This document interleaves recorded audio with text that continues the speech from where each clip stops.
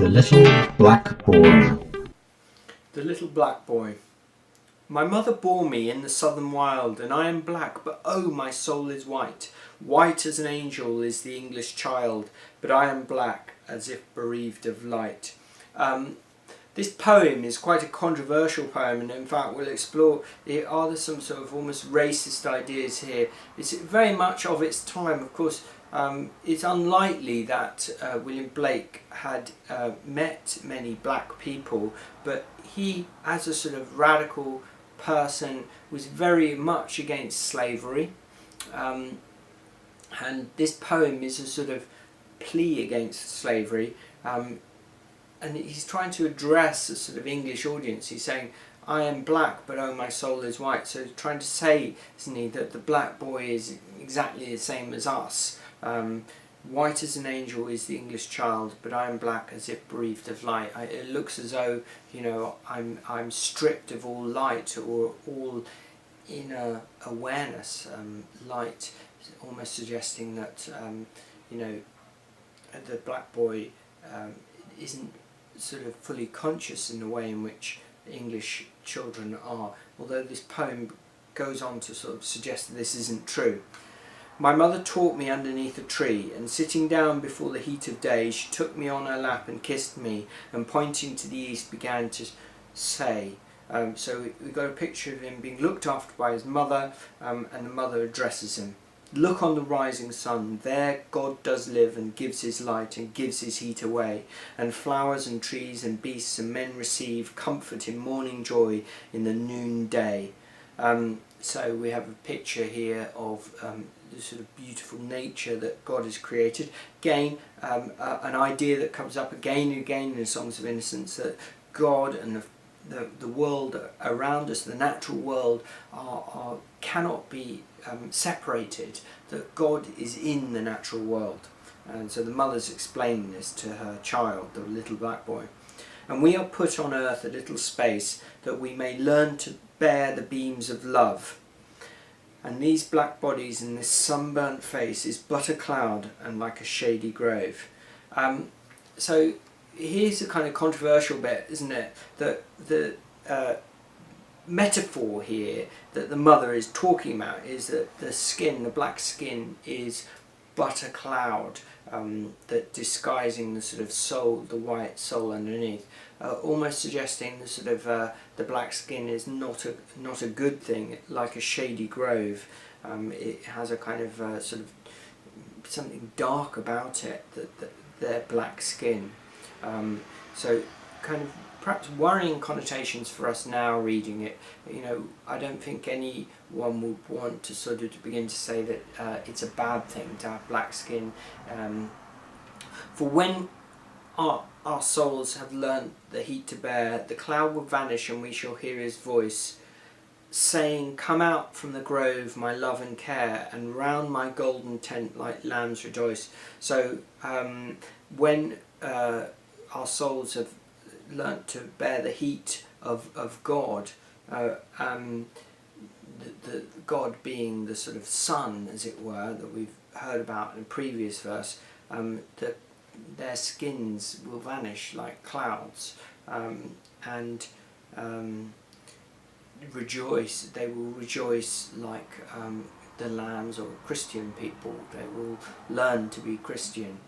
Thus did my mother say and kissed me, and thus I say to the little black boy, when I from black and he from white cloud free, and round the tent of God like lambs we joy, I'll shade him from the heat till he can bear to lean in joy upon our Father's knee, and then I'll stand and stroke his silver hair and be like him, and he will then love me.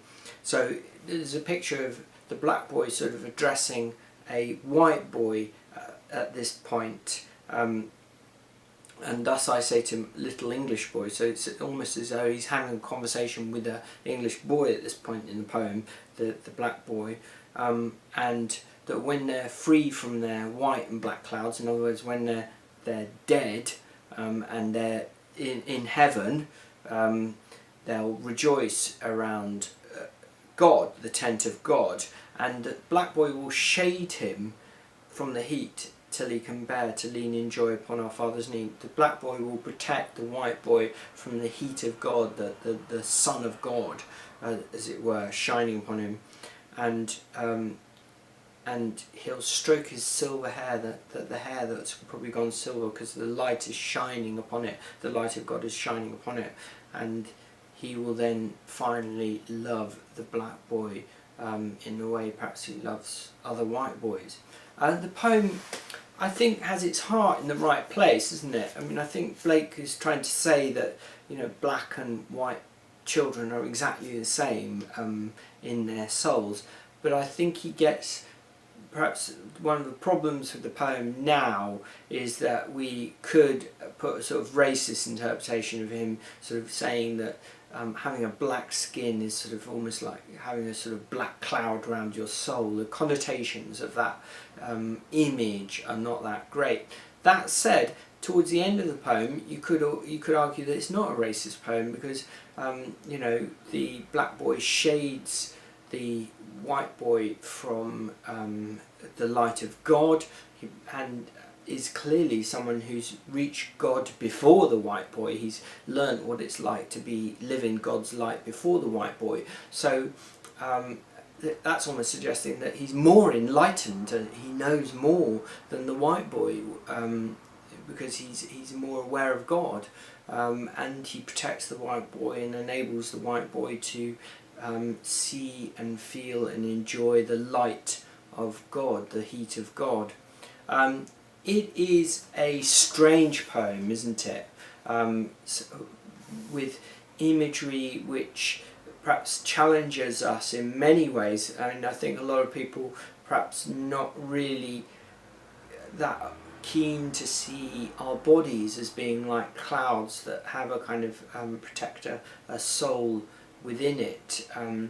That's certainly, and that's something that perhaps Blake later on in his life seems in other poems to reject the idea that, you know, there's a sort of everlasting soul, and the skin is just a sort of like a cloud that sort of vanishes when you go up to heaven. I think Blake rejected sort of an idea of that, and I think he saw the soul and the body as one later on in his life. But here, this is a relatively early poem. It undoubtedly, for the time, was enlightened, and you know, a great deal. He was clearly a great deal more positive about black people than the vast majority of English people at the time, who, of course, supported slavery. And slavery wasn't got rid of until about 20 years later, and there were big sort of battles in Parliament going on at the time the poem was written about, you know, banning slavery and stopping it altogether. I remember Wilberforce went before Parliament many times with his bill to stop slavery and was rejected until he was a very old man, and the piece wasn't, the legislation wasn't passed till much later.